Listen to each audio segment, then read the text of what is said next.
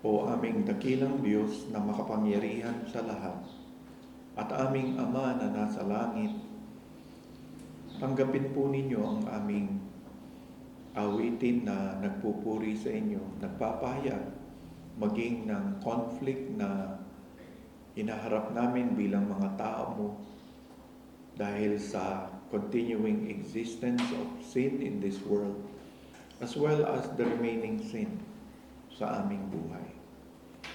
Ikaw ang Diyos na mahabagin, mapagpatawad, ngunit kinikilala namin, Panginoon, na mayroon kang mga ibinigay na tagubilin kung papaanong ayusin ang buhay namin kung ang kasalanan ay muling pumapasok sa aming relasyon sa inyo at sa aming relasyon sa ibang tao.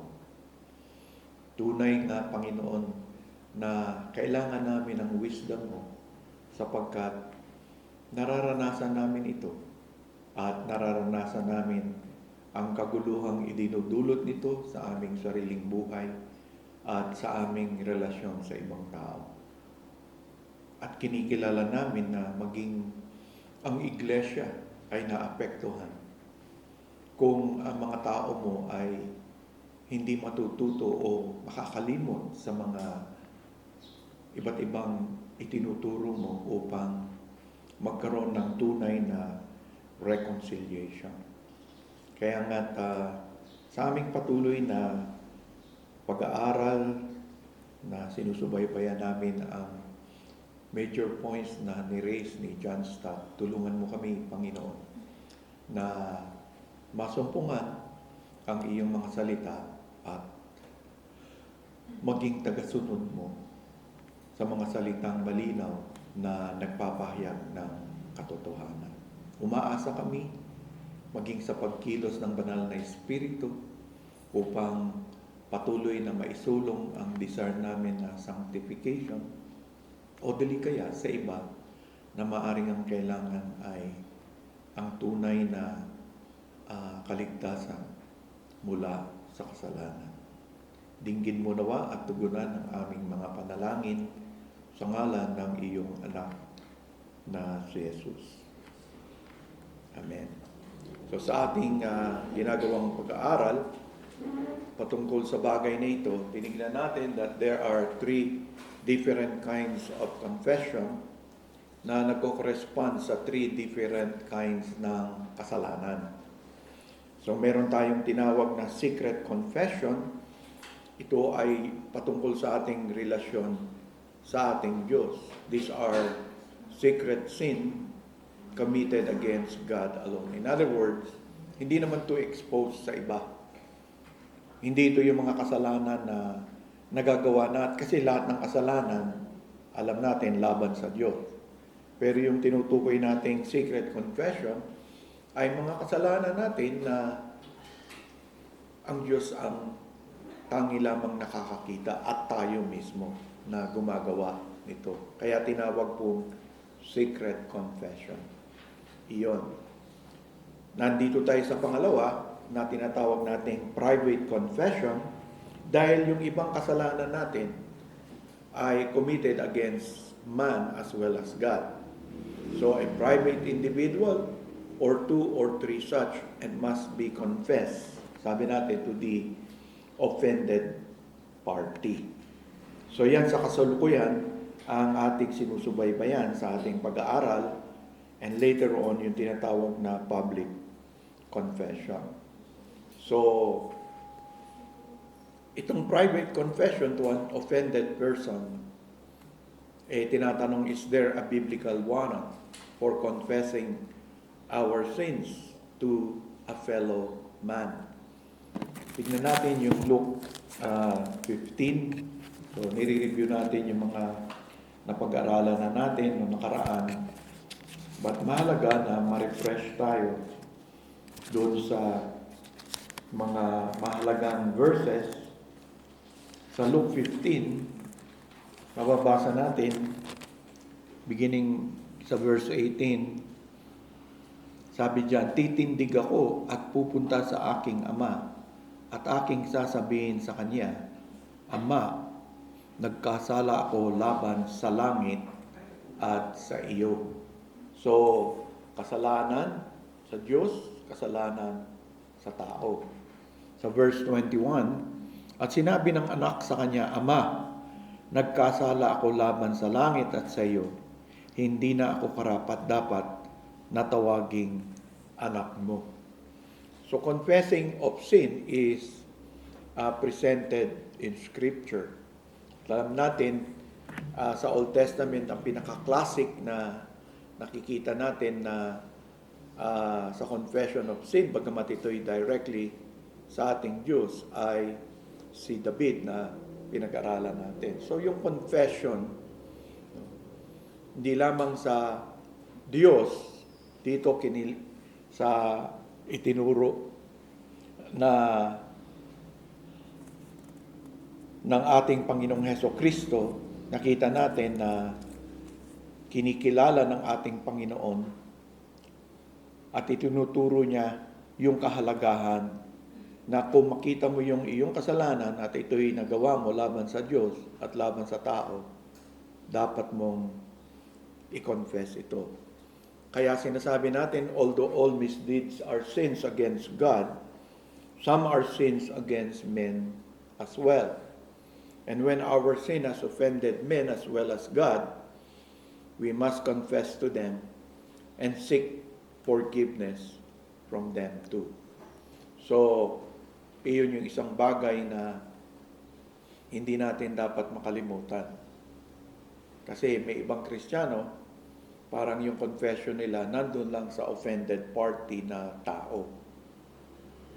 Nakakalimutan nila na it always start with God. Kaya, bagamat nagawa mo to sa ibang tao, you begin with God. Kaya nga, kung nagsimula ka properly sa Diyos mo, sinolve mo na yung problemang ginawa mo sa ibang tao.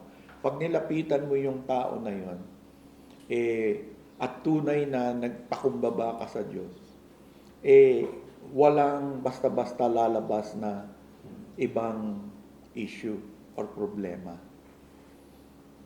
Kasi pagka dumiretso ka lang, minsan pag may nasabi sa, iko-contest mo.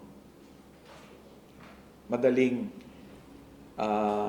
kino-confess mo na nga yung mali mo, meron kang hindi nagustuhan sa sinabi niya, awayin mo naman. So, kung meron siyang ibang i-reveal sa iyo na naranasan niya, o kaya sabihin niya, paulit-ulit ka na lang. Tapos sasagutin mo ganun ka rin naman sa akin. See? So, dapat tama yung perspective mo at doon ka nagsisimula. All sins are sins against God. Kaya nga, kung nagkasala ka sa ibang tao, yung private confession mo to an offended person must start with God. Para ma-realize mo, mali ka talaga. Yan ang posture mo pagharap mo sa ibang tao. Kaya madagdagan yung information na nasaktan siya o ano, hindi ka nagsishift, hindi mo nire-raise yung mga lumang issue na para lang i-defend. Kasi ang tendency mo, ng bawat isa sa atin, i-defend na naman yung sarili natin. Nagpo-focus ka lang dun sa sin na nagawa mo sa kanya. Kung meron siyang i-raise na ibang issue, i-consider mo kung connected dun sa sin. At least, alam mo na nahaluan ba ng emotional talk. Yung ibig ko sabihin emotional talk, may nagawa ka, kala mo yun lang, tapos nung nagpakumbaba ka, may emotional talk ka. Siya. So, nakikita mo, ito ay resulta ng kasalanan ko. So, hindi mo kino-contest yun. Kasi may ibang resulta pa yung nagawa mong kasalanan sa kanya. Na maaring sa pagharap mo sa kanya, ilabas niya kung ano yung nasa puso niya. So, mas maganda yun kasi mas maintindihan mo siya. Mas maintindihan mo rin na yung kasalanan mo, may consequences. Kahit may blaming statement, ang emotional expression niya, kinikilala mo yun. Hindi yung parang sasabihin mo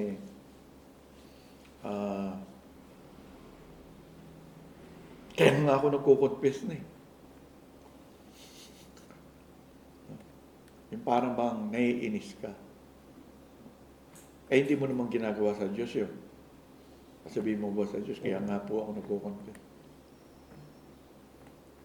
No. Kaya, yun ang nakikita ko na kulang sa maraming Kristiyano when they offended others. Their failure to fully resolve their sin before God. Di ba yung confession sinasabi ko sa iyo? Ano yung, dapat malinaw sa'yo, ano yung offense na nagawa mo sa Diyos? Ididetalye mo yun. Tapos, yung offense na nagawa mo dun sa tao, bagamat meron ka sariling interpretation, maring pagkausap mo siya, meron pa siyang sabihing iba. Pero sa pagsabi niya, ang iniisip mo, consequences ba yun nung nagawa kong kasalanan sa kanya? So parang nadadagdagan. So kinikilala mo pa rin yung sinasabi niya. Kasi nga, may consequences ang kasalanan natin eh.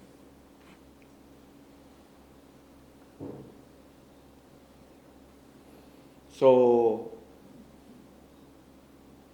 pagka nasasanay tayo sa ganun, the more personally, magiging maingat tayo.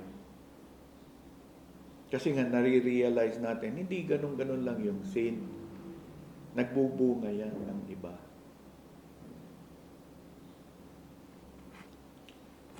Okay? So, parati, yan paulit-ulit ako doon kasi ito yung failure sa marami. They never, kapag ka offended person, they never start with God. Thinking, what was the offense? Nagawa ko to dito sa tao na ito, but what was my offense against God? Because God says He was offended by your sin against that person. In what way was God offended? So yun yung inilalapit mo sa Kanya. So the second time around na may ganong provocation sa'yo, kung talagang nagkaroon ka ng dealings with God concerning yung nagawa mo sa iba, it will serve also as a guard sa iyong sarili pagka there is a provocation na magkasala ka uli sa ganoong pamamaraan. Kasi maalala mo yung dealings mo with God. Kung sa tao lang kasi, di ba? Parang very normal sa atin eh. Wala lang yan. Minamaliit natin. Para matigil na to, acknowledge ko na lang. See, very shallow. Even yung ibang parang nagpapakumbaba, very shallow. Na-open. Sabi ng Bible ganito. You see, hindi ka nagkakaroon, paano ka magkakaroon ng repentance? You see, any confession without repentance is not a real confession. Why? Sin calls for repentance. Parang ina-acknowledge mo lang na may nagawa kang hindi okay, di ayusin lang. Kasi nga, wala sa picture yung God eh. Pero pag nagsimula ka sa Diyos, magsisimula ka rin sa repentance. Yung confession mo is an expression of repentance. Kaya pagpunta mo sa tao, dala-dala mo yun. Kung naging maayos ka sa Diyos, dala-dala mo yung repentant heart na yun sa Kanya. Kasi nga, nagkasala ka eh. Yung iba, basta 1 John 1:9, if you confess your sin, He is faithful and just. So, na-confess ko na eh. Ano bang confession? Acknowledging your sin, acknowledge ko na. But have you repented of your sin? You see, repentance is toward God. Di ba? It is toward God. So you start with God. When you start with God, the result would be repentance. So when you come to the person to correct it, you are carrying with you a repentant heart that confesses the sin that was done that has offended another person. So may tanong kayo, mahalaga yung sinasabi ko na yon para ma-experience talaga natin yung blessing that God wants to give to us through repentance and faith. Di ba, sinasabi, lalo na yung mga reform, maano dyan, na repentance is throughout our life. Pero kung hindi naman malinaw sa'yo, mahirap yun. Maraming Kristiyano hindi malinaw sa kanila kung ano yung confession, ano yung repentance.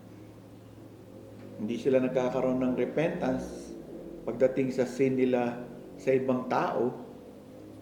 No? Kasi hindi sila nagsimula sa Diyos na nung nagawa nila sa ibang tao yun, God was offended. Nakukuha niyo yung point ko. So, hindi talaga, madali mong maulit yung kasalanan. Maring sa ibang tao. Maring sa kanya, hindi. Sa ibang tao. Mauulit na naman yun. Because, when you committed that sin, there was no repentance that occurred sa buhay mo. Kaya nga namamaliit sasabihin masyado naman kasing sensitive. You see, saan galing yung statement na yun? Ba't mo sasabihin na yung sinagawa mo masyado lang sensitive? Kaya, babaw mo tingin mo na doon sa sin. Bakit? Hindi ka nagsimula sa Diyos. Hindi mo nilinaw how was God offended. Pero kung malinaw sa iyo yun, di ba? Pagpunta, and then you repented before God for what you really did. Pagharap mo sa Kanya, hindi mo mamaliit. Diba? Parang yung isang na-discipline ng pastor sa isang church, nag-public repentance, nalaman ng mga ibang kasamahan sa ibang church. Sabi, ano nangyari sa'yo? Kasi iniisip nila pag na-under discipline ka, baka may yung moral issue. Yung nagawa niya is plagiarism. Yung may kinote siya na mahaba, parang nag-appear parang sa kanya, talagang verbatim yung quote niya. Hindi man kanya, nakalimutan niyang sabihin. Di nung nag-public confession na siya, bigla niyang nasabi na doon sa mga nagtatanong sa kanya na, ano ba talagang nagawa mo? Iniisip nila baka moral issue na may kinalaman sa ganitong ano. Sinabi niya, hindi, kaya ako na-discipline dahil sa plagiarism lang. Plagiarism lang yung dinagdag niyang lang nakarating doon sa pastor. Pinapatayo siya ulit. Anong ibig mo sabihin? Plagiarism. So, gumulo na naman. Kasi ano ba yung context na para doon sa tao, kaya parang plagiarism lang, kung paniniwalaan mo yung statement niya, parang nabanggit niyang plagiarism lang kasi in comparison doon sa maaring isipin nila na nag-commit siya ng immorality or kung ano. So, paniniwalaan ba ng pastor yun? O talagang sa puso niya galing nagawa ko lang naman nakalimutan ko lang i-quote yung diniscipline ka agad ako at tinanggal ako sa ministry. Ano yung totoo doon? Only God knows, di ba? Kasi kung ang tingin mo talaga, kung ang sinasabi niya kumpara sa ibang sin, parang plagiarism lang. So there was no repentance heart. Kaya ngayon issue. Ano yung position namin doon? So, mahirap. Gumawa ng position nga. Kailangan kausapin mo. Diba? Although sa akin, kung wala naman siyang pattern ng plagiarism, ibig sabihin, nagko-quote siya na parang sa tingin ng iba, kanya. O kaya, nakalimutan niya lang, hindi ko naman didiscipline tao na. Minsan pag nagpipreach ko, kunyari, may kinuha si Randy na alam ko naman siya mag-English. Ang ganda ng English, mga vocabulary. Hindi naman ganito mag-English to. Tapos refine yung pagkaka-state. Hindi niya binanggit. Pero minsan niya lang hindi ko na siya baka nakalimutan lang i-code or have a good heart. Paminsan-minsan. Pero kung may pattern na gano'n, di ba? Kung sa heretic nga, sabi sa Titus, heretic na yun, after the first and second admonition, kung ayaw pa rin niya makinig, tsaka mo lang, may first and second admonition. Huwag ka maging harsh din. Pero pag nagbigay naman ng dahilan na gano'n, kayo, ano yung iisipin nyo? Di ba? Mahirapan ka ng konti. Because you do not know what is in the heart of the person nung sinabi niya yun. Kung nasa mind niya, parang yung pagkakadagdag nung lang comparison lang na baka iniisip niyo nakagawa ako ng sexual immorality kaya under discipline ako. Hindi, yung nagawa ko plagiarism lang. Inaamin niya namang kasalanan, nalagligan lang ng lang. So, pag motive na, pag mahirap. So, kaya nga, mahalaga na we begin with God. Para yung sin malinaw pa rin na sin talaga to. Wala itong kinalaman kung sensitive yung tao o hindi sensitive. Kung yung iba, natatanggap niya yung sin na ginagawa ko, tama ba yun? Yung iba, okay lang. Kung ang tingin mo sin yun, ibig sabihin, nung nagawa mo sa iba, siguro strong yung personality nila na they did not take it against you, they covered it with Pero kung stronger brother siya, sabihin niya, although naintindihan kita, pero the way you're doing it or the way you're saying it is offensive to other people.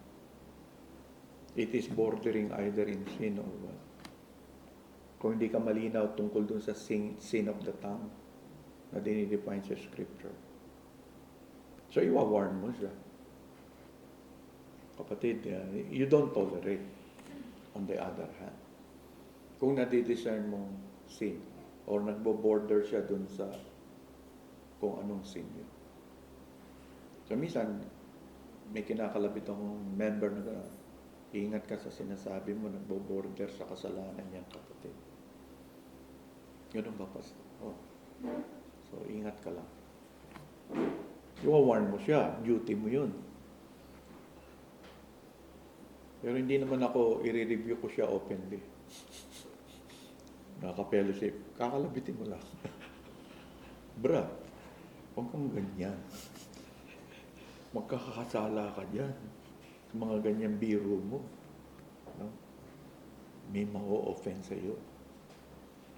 Ay, di titigil yun sila. So you prevent the escalation of any sin that might bring hurt to others. Hindi naman parating rebuke mo. Sa Bible, maraming begins with warning. Wina-warn mo. So, gano'n naman yung posture natin sa mga kapatid nating either, kung malinaw na kasalanan, rebuke. Di ba? Malinaw yun. No?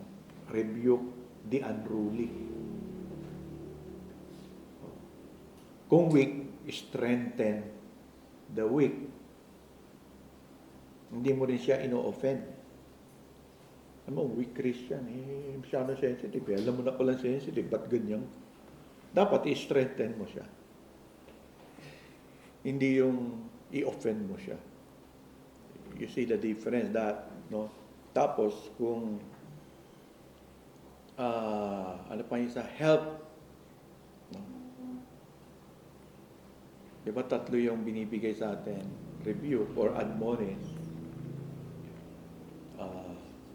I-strengthen mo yung faint-hearted pala, mali ako doon, ha? You help the weak. You strengthen or encourage the faint-hearted. Sabi ni Paul sa atin. So, kung hindi naman unruly, do not rebuke or admonish the person. Paring nagbo-border siya, you just give a warning. Para ma-prevent. Pero kung lahat tayo tatahimik lang.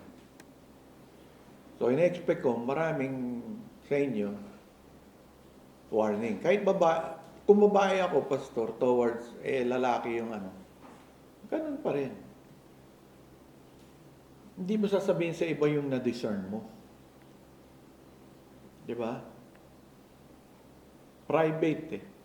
So, siguro dapat i-warn ko si Brad. Brad, next time huwag mo akong biruin ng ganyan. May tendency akong ma-offend. Di doon pala mag-sorry na siya. Diba? Kasi honest ka eh. At ayaw mo rin magkasala yung kapatid mo, ayaw mo makarating doon. Pero meron ka ng ibang parang may tendency ka na ma-offend sa mga biro niya.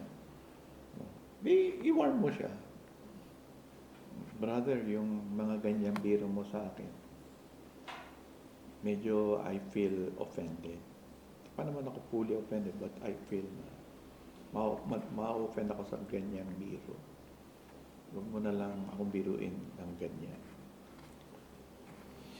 So, matutulungan mo ngayon paano makipag-relate yung isang tao. Huwag mo nang hintayin mag-aggravate yung behavior niya. Aggravation meaning to say, talagang offensive yung ginawa. Nakarating na siya talaga doon. Kasi tayo naman, I believe, lalo na kung kapatid, matagal natin kasama, medyo meron tayong forbearance eh. Eh kung naulit ng ulit, mawawala yung forbearance mo. Tama? Diba? The first time, forbear mo. Pero once na magpo-forbear ka, i-warn mo rin siya. Once na yung pakikitungo mo sa tao, nagka-encounter kayo, you choose to forbear, ibig sabihin, may something nagawa yung tao na can be very offensive. So, that's the time you warn. Kasi bakit ka magpo-forbear? Why forbear somebody? Ibig sabihin, merong So, you made the person aware of it. Ngayon, kung inulit niya sa ibang tao yan, you have done your duty. Para sa kanya, kaya lang, matigas siguro ulo. Di naniwala. So, yun ang nangyayari. So, I hope nasusundan niyo ako dahil we want to grow in this area sa ating relationship na hindi ko basta-basta in-assume na porket tahimik kayo mga miyembro, walang So, we want to grow pa rin. Pero ako, I appreciate dahil matagal na akong pastor, bihira yung mga nagsusumbong sa akin na si brother or sister may ganito. Hindi naman pag sinumbong, i-deal ko yun. Kasi kung private offense yun, yung nagsusumbong, tuturuan ko, ikaw yung mag-deal, di ako. Kasi nasa private lang yan eh.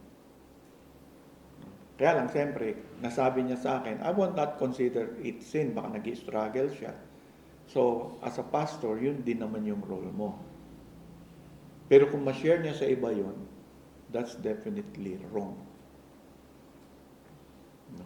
Alam ko kung ilalapit ng iba sa akin yon dahil nga nag-struggle sila kung anong gagawin. Kaya nga may pastor to equip you to do. Hindi ako yung gagawa nun. Hindi ko pupuntahan yung kapatid na yun at ako yung magre-review. Kailangan ikaw kasi yun ang scriptural eh. As a pastor, so I'm here to equip you to do the work of the ministry. Yun ang malinaw sa scriptures. Pero kung yan ay nakarating na sa, nag-escalate na yung sin, yun. I could even decide, o kami ni pastor na dalhin it publicly dahil it's a public sin already. Nag-escalate na siya. So kami pinag-aaralan, when is sin escalating?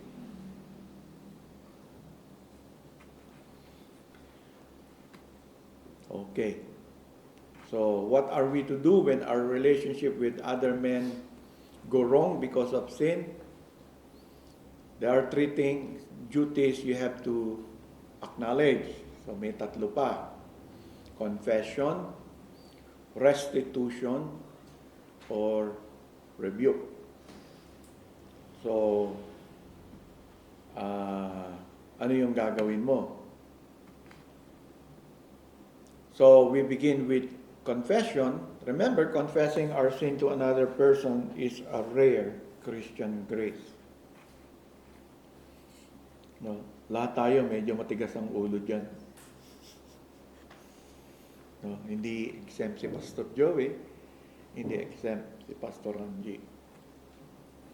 So, it is a rare Christian grace.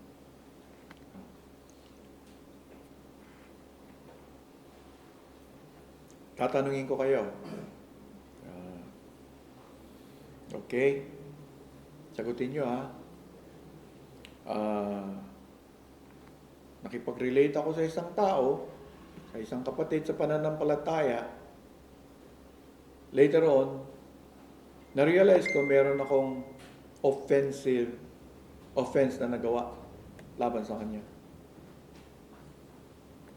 Should I approach him? Pero hindi niya ako ni-rebuke, hindi wala siyang or just do it before God. Should I go to him and say na I realize, kapatid, na yung sinabi ko is totally wrong. It's even maybe sinful in some occasions. No? And I want to confess that to you. Na should you or should you not? Hindi naman nag-complain yung tao. Wala ka nakikita ang reaction doon sa tao.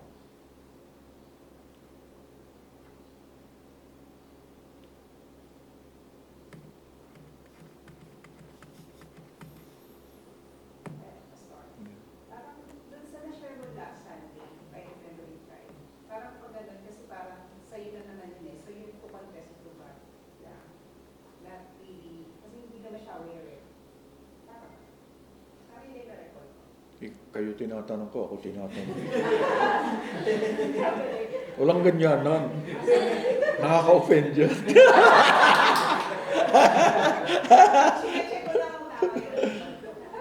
Sige, okay naman tayo. Kaya nga, kung ano yung reaction natin, yung point ni based dun sa earlier lessons natin, di ba? Sa we're not in the business, yun ang naalala ni Abel, yung tinuro ko na yun na sa ano yun? You sin against action, thoughts, and words. So any other I think you should kasi for your own peace of mind and para may closure, parang hindi mo siya inisip paulit-ulit. okay? Para kay Sister Linda naman, keeping a good conscience, since in your own God made you realize that what you did was offensive to another person, that you should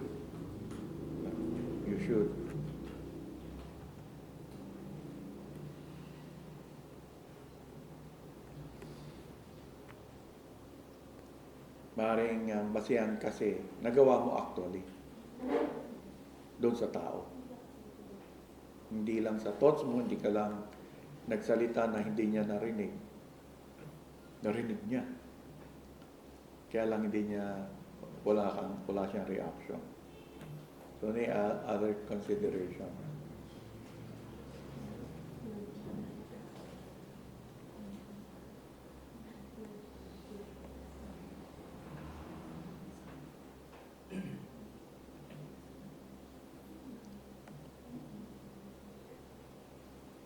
Dalawa lang? So, I'm happy na at least na nakukuha niyo yung itinuturo ko. Diba? Kaya nga, yun yung magiging dilemma mo. Ikaw yung magre-resolve niyan. No? Pero, the way you are resolving it is coming from an exercise of the application of the truth. Hindi lang yung emotional siya. Kaya nga, pagdating sa practical, merong mga mahihirap. No, kunyari, kung gawin ni Abel yun, nakita niya, hindi naman siya na-offend. No? She might consider that, pero pagdating sa Diyos, dahil alam lahat ng Diyos, naririnig lahat ng Diyos, sinasabi niya, i-confess mo sa Diyos yung mali na nagawa mo. So, that's a right approach. Yung kay Linda naman, yung conscience mo is bothering you. So, yun naman yung ano niya. Pero maingat lang doon kasi pwede ma-misinterpret yung sinasabi ni Linda na for your peace of mind. Confession has no, hindi directly coming from that, di ba? Realization, naintindihan ko naman si Linda, a realization na that was sinful and pwede niyang i-consider na I have really done it. Hindi ka rin naman sure kung na-offend siya o hindi. Hindi mo rin alam. Baka na-offend, kaya lang nanahimik lang. So, kung yun ang piliin ni Linda, wala ding mali sa pinili niya way. And then, you wait for God's providence. Okay? Baka pag ginawa mo yun, kunyari lumapit, kinuha ko yung line ni Linda, lumapit ako. Biglang sinabi niya, buti naman na-realize mo. Na-offend talaga ako eh. Diba? Hindi mo alam na na-offend o hindi. Ganun yung sagot. So you become very thankful to the Lord na the Lord has awakened your conscience to tell you. Kaya nga sabi ng scripture, wag natin basta i-ignore yung conscience natin. Because in some ways, God uses our conscience to relate to us some truths. So yung kay Abel naman, nakita niya nung binalikan niya, yung kay Abel, kailangan maging sensitive ka pa rin. Although kinonfess mo sa Diyos, dahil hindi mo nga alam. So you try to relate to the person, wala ka namang nasa-sense talaga sa kanya na she has or he has taken any offense. Then, yung conscience mo magiging clear din. Pero kinonfess mo sa Diyos. So, meron tinatawag na yung working ng Lord sa buhay natin through providence. So, hindi ko sasabihin mali yung sinasagot niya, mali yung yan. So, eto yung truth, the way nag-work yung truth sa'yo, tumugon ka and wait and see how God will. Kung paglapit mo, maring sabihin buti na-realize mo na offensive, di ba? So, yung knowledge, hindi mo i-contest yun dahil repentant ka nga eh. Na-hurt nga ako eh. Then, you understood. Maring dagdagan mo pa yung confession mo na I realize no, na hurt ka and I would like to apologize for the hurt that I have given. So, clarification lang. Yung distinction between, kasi kung sa thoughts ka nagkasala, hindi mo naman, siyempre hindi mo sasabihin sa tao yan, di ba? So yung inaano ko, every actual sin, like kunyari hindi niya alam or alam niya, it should be confessed sa tao. Pero kung sa thoughts lang, like nagagalit ka sa kanya because of something, pwede na yun na hindi mo sabihin sa kanya. And it's between you and the Lord. Pero yung actual na ginawa mo, dapat sasabihin mo sa kanya dahil pwede na na-offend siya or hindi siya na-offend sa ginawa mo. So tama po ba yun? Yun nga yung dinidiscern mo because kung nagawa mo nga, nagawa mo na, di ba? Kasi magkaiba yung thoughts. Yung words pwedeng mag-isa kayo. Di ba? Sabi mo, buwisit na kapatid to. Parang ganun. Eh naririnig ka ng Diyos. Di ba? So, nagkasala ka sa Diyos. Bakit ka, di ba, you call your brother Raka, you fool. So, yung sinasabi ni Randy, parang hindi mo naman nagawa sa actuality. Tama yon, yun yung klaro. Pero yung action, di ba? Nagawa mo yung action, kaya nga sabi ko yung action nagawa mo, na-realize mo late na hindi maayos, dapat ba o hindi? So, sinasabi ko nga, kung ang piliin mo, pareho silang maayos because you have to, if you start with God. Diba? Kunyari, yung conscience mo na bother. I hope it is, kaya nga sabi ko konting ingat, it must have come from God and His Word. Hindi lang yung, baka baka nainis siya, baka ano, yung ano lang ba, bothered ka lang. It must be coming from an understanding of sin and what sin does. Hindi lang yung, kaya nga sabi ko konting ingat doon. It must be God working out in your conscience and telling you, you have committed sin when you did that. Or when you said that, nasabi mo na. Pero, nasabi mo nga, nag-smile lang sa'yo. Sinabi sa'yo, kakalukuhan. Hindi maganda yung sinabi mo. Ikaw talaga, puro kalukuhan yung mga pinagsasabi mo. O, di ba? Pwedeng ganun yung response eh. Nasabi mo. Hindi lang sinalita mo. At na-realize mo, yung sinabi mo, is that proper pa rin? Dapat bang, maaaring i-decide mo, sabi niya, puro kalokohan. So, natitake niya, dahil maaaring kilala ka niya.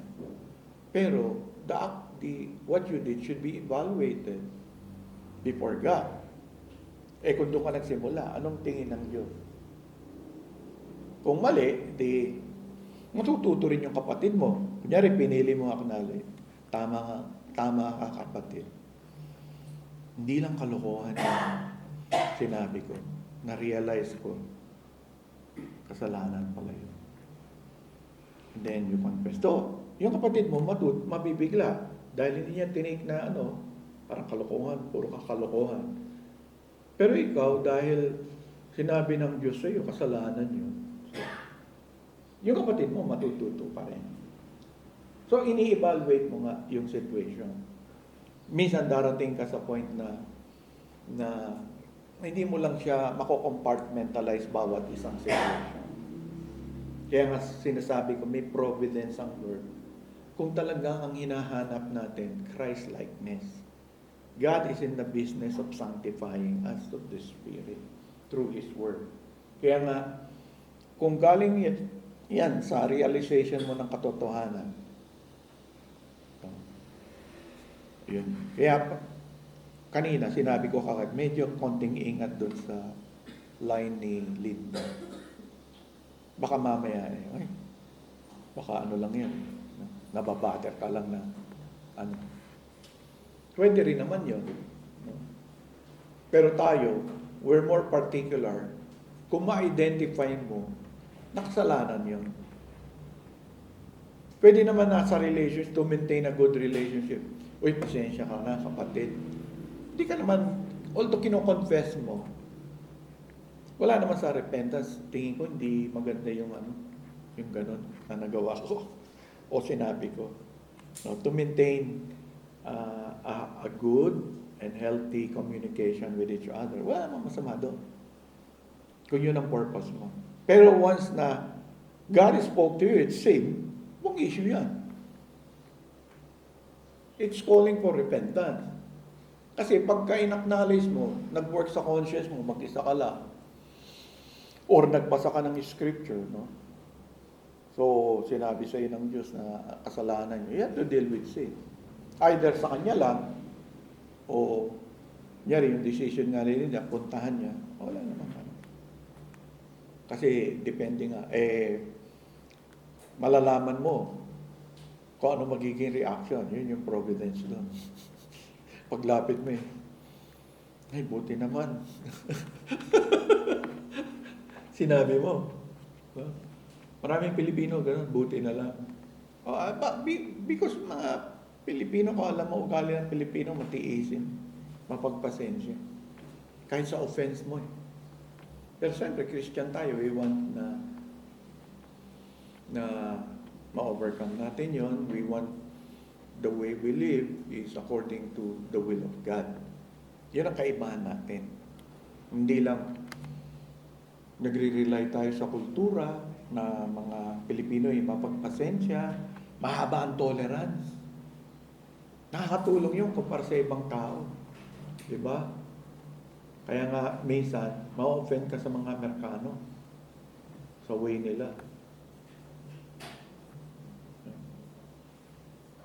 Kunyari, sinabi mo, walang kaabog-abog. Alam mo yung ka-church mo, pupunta ron. Pwede ba ako makisabay? Ma-offend yung ibang Amerikano sa'yo. Sasabihin nila, sumbong ka sa pastor. Pero yun sinumbong yan. Binibigyan mo sila ng burden na hindi naman nila gusto. Kaya huwag niyo ako lalapitan na pwede ba makisabay sa iyo, pastor? Medyo Amerikano ako dyan eh. Pero Pinoy, yan eh. No issue yan eh. Biro mo masumbong ka sa pastor. Dahil to. O kaya may handaan, di ba? Sinundo mo yung anak mo. Yung ibang Pilipino na-offend dahil hindi sila pinakain man lang. Pilipino kasi kahit hindi ka gusto pakainin. Kain ka muna. Bago mo kunin yung anak mo, kain ka muna. Diba? Pinoy yan eh. Huwag naman tayong puro kasalanan. Legalistic. Diba? Try to understand kailangan may konti kang cultural na hindi naman directly sin. No? Yun yung kinagis na nilang show of hospitality. Diba? O kaya, yung born again ka. Namatay asawa mo, born again. Tapos dumating kamag-anak mo, bumili ng indulgence card. No? Tapos magagalit ka. Hindi. Ang pinapakita niya, yung pakikiramay niya sa'yo, yung goodwill niya. Kaya lang, yun yung nasa isip niya. Maganda yung intention niya. Kung legalistic ka, pambira ka naman, alam mo namang hindi kami Katoliko, tas magdadala ka ng ganyan. Para ka namang nakaka-insulto niya. No?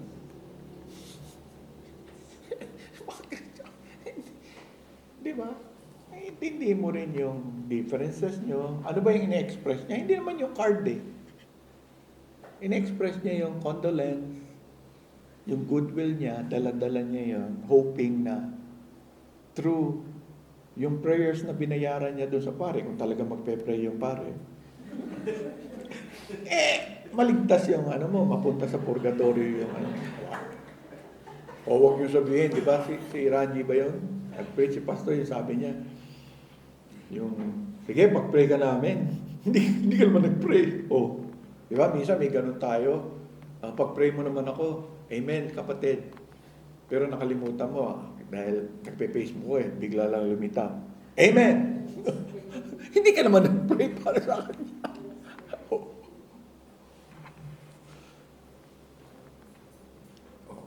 Ay kung legalist, let your yes be yes, let your no be no. Eh nag-yes ka.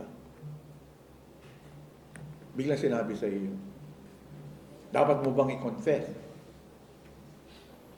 Nag-yes ka sa kanya eh. Dapat ba akong pasensya na, kapatid? O pahabol na lang. Prayer, di ba? Pwede namang ipag-pray mo. Naayos mo pa. So, ganun. Part yun ng restitution. Nakalimutan mo, pero may chance ka pang iayos kasi you said yes. I'll pray for you. So, ang isang restitution doon, hindi naman i-confess mo na ganito. So, pwede mong sabihin sa Diyos na, I have said yes, Lord, but I was so careless. Forgive me for na paasahin ko yung kapatid ko na talagang ipag-pray ko siya. So how do you restore that? Kung may opportunity ka, di ipag-pray mo kasi nag-say yes ka. Hindi naman huli yung ano. Kaya lang, ano magagawa sa iyo kung talagang you dealt with it with God na hindi tama yung ginawa mo? The next time you say yes, maaaring mag-pray ka na kagad bago mo ituloy yung pa nagpe-Facebook ka. Kasi di ba minsan nagpe-Facebook ka, bigla na sasagot ka naman. Sure, brother. I'll pray for you. Pagkatapos nun, balik ka rin sa Facebook, nakalimutan mo na. Bigla naalala mo, one day, okay na bukasan, maya-maya. Ako minsan gano'n. Sa gabi, na-realize ko. May prayer request nga pala siya. Nagsabi ko, pag-pray ko siya. So, pag-pray mo. I-correct mo pa rin. Sabihin mo yung pag-pray mo yung nakasakit. May sakit. Nung ma-realize mo yung kakakabi, namatay na yung kapatid ko. Anong gagawin mo? Diba? So, inaayos mo nga sa Diyos na nalulungkot ka na hindi ka naging bahagi. No? Huwag mo namang isipin kaya namatay yun, hindi ka nag-pray. May abang ka nun. Siguro kung nag-pray ako, hindi namatay yun.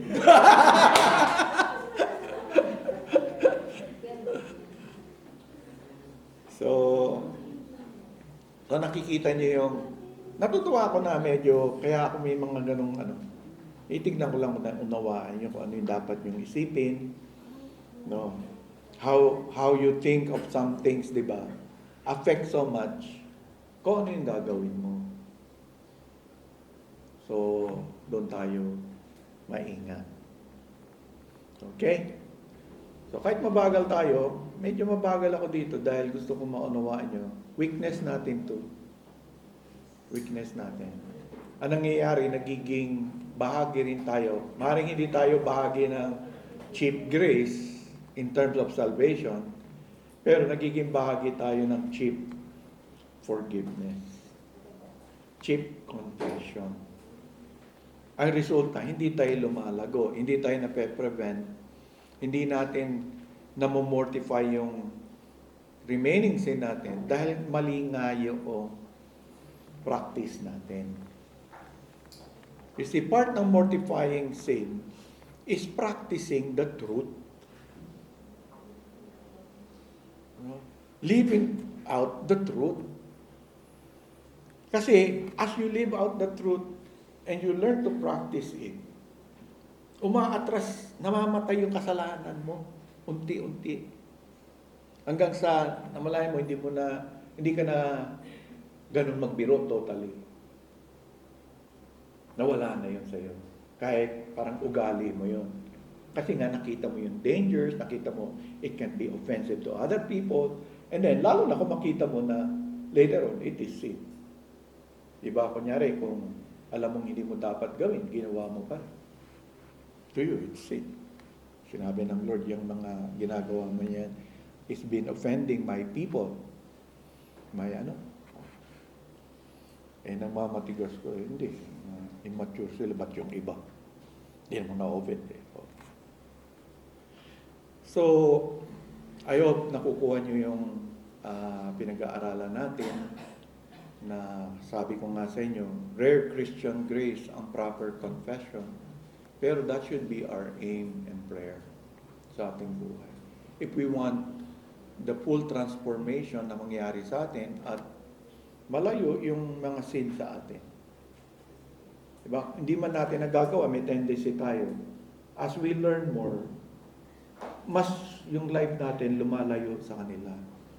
Hanggang sa totally yung sin na yun, hindi talaga nakapasok sa ugali natin. No?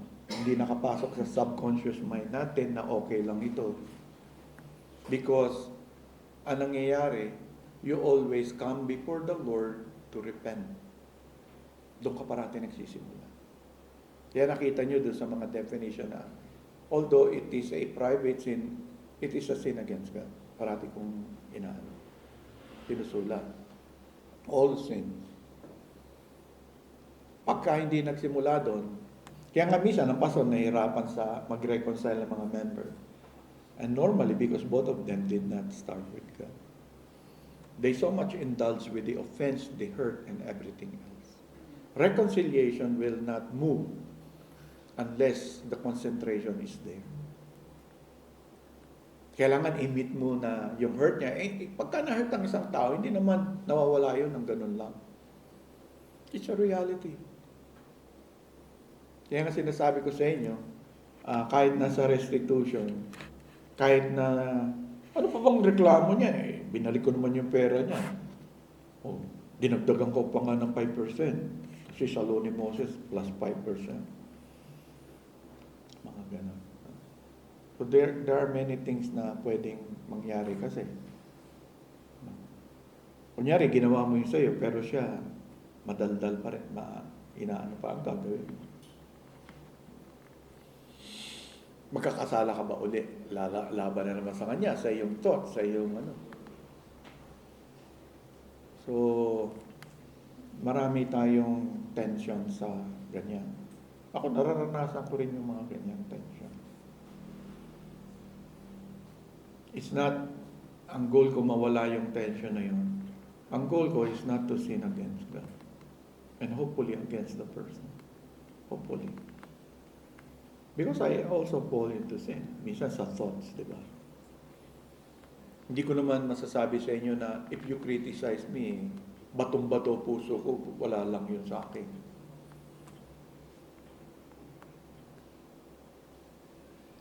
Hindi po. Lahat tayo. Ganon, may tendency. But we're praying and hoping we'll be transformed, grow, and become mature in handling the word. Okay, dito muna tayo, magtatapos. So tayo ay dumulog sa ating Diyos. Aming dakilang Diyos, kinikilala namin na ang aming pinag-uusapan at pinag-iisipan sa kasalukuyan ay hindi madaling bahagi sa Christian living.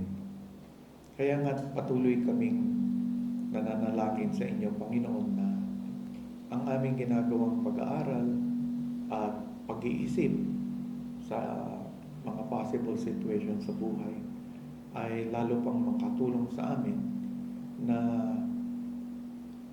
piliin, Panginoon, ang direksyon patungo sa tunay na buhay. At ito, Panginoon, ay yung itinuro mo sa amin. Na ang buhay, Panginoon, kayo ang nakakaalam.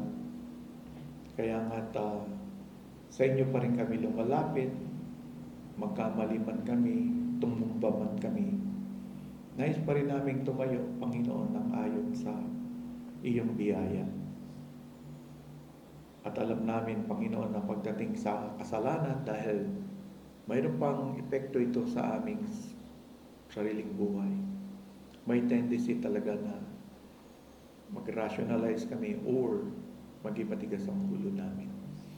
Kaya tulungan mo kami na yung ibang katotohanan slowly natututunan namin ay matanggap namin not only mentally but matanggap namin sa real situation sa buhay when we are called for to act upon it. We commit these things to you, Lord, even our own weakness. But we know, Lord, that you will be our strength in this. Kung pananatilihin namin ang katotohanan natutunan namin sa aming buhay, at ito yung pagsisikapan namin mag-i-apply sa anumang sitwasyon na dalhin mo kami. Marami pong salamat, Panginoon, sa umagang ito. Sa ngalan ni Jesus.